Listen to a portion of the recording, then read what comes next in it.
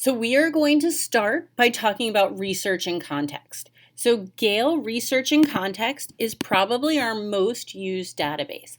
This is a really good place to get started when you have research. There are some really important features that I want to point out. So the first thing that I want to point out is there is a sign in with Google button. That's very, very helpful. See, now it says I'm signed in as me. So when I am looking for information, I can share it immediately to my Google Drive. And there's a couple other things that it really helps me with if I'm signed in. So I'm going to start. I love cats. I'm a librarian. So I'm going to explore this topic on cats.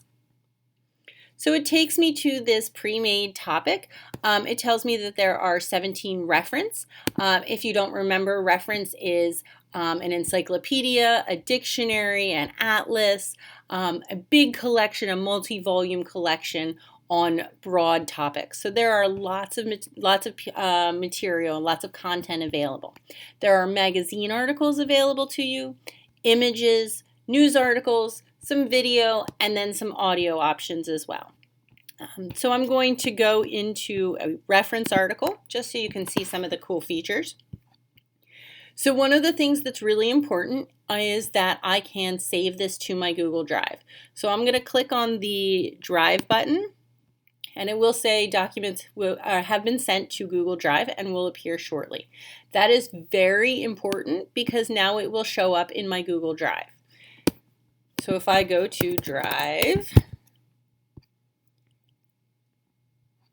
I have a Gale in Context Middle School folder, and there's my Lions article.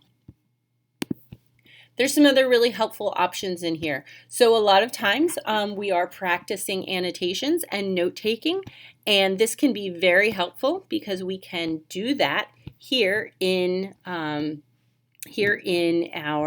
database. So I can click on Highlights and Notes, and I can see if I have any already made. I don't yet, but I'm going to highlight one. Ooh. Too much highlighting. There we go. And it gives me the option to highlight, what color I want to highlight it.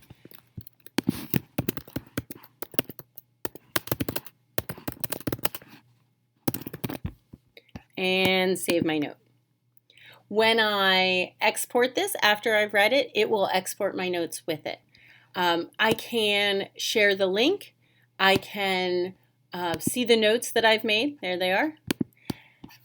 And then down at the bottom, it has a citation. You will need that, and we'll talk about citations later. There's also this cite button up here, and gives you the citation that you might need when you are working on a research project. So those are the major features in Gale in Context for middle school.